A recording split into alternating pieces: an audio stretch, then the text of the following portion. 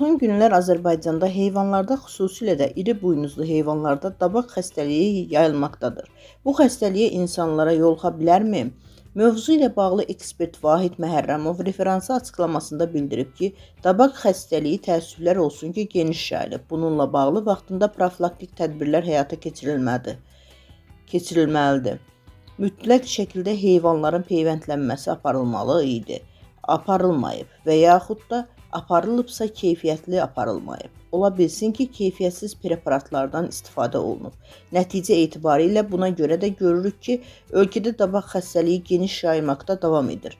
Vahid Məhərrəmov onu da diqqətə çatdırıb ki, insanlar da dabaq xəstəliyinə yoluxa bilərlər. Yəni, bu xəstəlik keçirici xəstəlikdir. Əgər bir şəxs dabaq xəstəliyinə yoluxmuş heyvanın ətindən istifadə edirsə və yaxud da xəstələnmiş heyvanın ağzına əlini vurarsa, sonra əlini yumursa və ya çiğ süd içərsə, bu zaman yoluxma faktı baş verə bilər.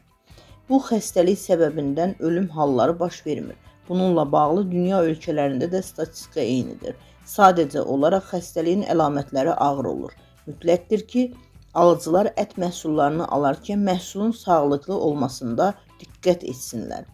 Dabaq xəstəliyinin əsas əlamətləri isə əsasən yüksək hərarət, baş ağrısı, sonra baş gicəllənməsi kimi əlamətlərdir.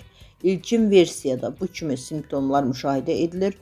Bu əlamətləri özündə hiss edən hər bir şəxs dərhal həkimə müraciət etməlidir. Vaxtında müayinə və müalicə vəziyyətin daha da gərginləşməsinin qarşısını ala bilər, deyə ekspert qeyd edib.